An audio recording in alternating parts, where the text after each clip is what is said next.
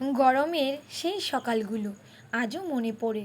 আমাদের পাড়ায় একটা পুরনো দালান বাড়ি ছিল। তখন তো এখনকার মতো অত গাছপালা ছিল না, আর অত ফুলও পাওয়া যেত না।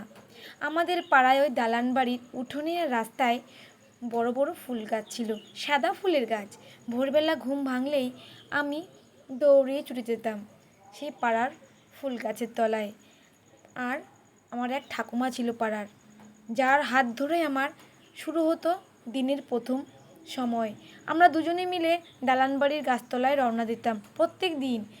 গরমের হালকা হাওয়া, গাছের নিচে সাদা ফুলের ছড়াছড়ি, যেন এক অপরূপ দৃশ্য ফুটে উঠত।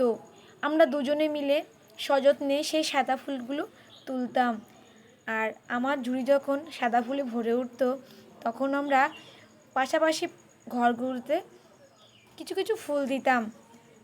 যখন ফুল তাদের হাতে তুলে দিতাম, তাদের মিষ্টি মুখের হাসি দেখে মনটা যেন আনন্দে ভরে উঠত।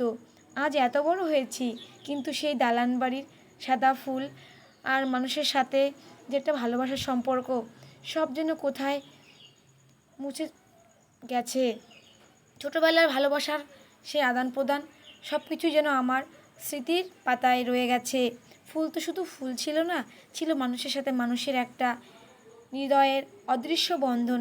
সেই ফুল, সুন্দর সুন্দর দিনগুলো ঠাকুমার সাথে কাটানোর সময় সব তোলা আছে আমার মনের খাতায়। সবাইকে নমস্কার। আমার নতুন ভিডিওতে কেমন লাগলো আমার নতুন ভিডিও? যদি ভালো লাগে অবশ্যই লাইক কমেন্ট শেয়ার করে পাশে থাকবেন।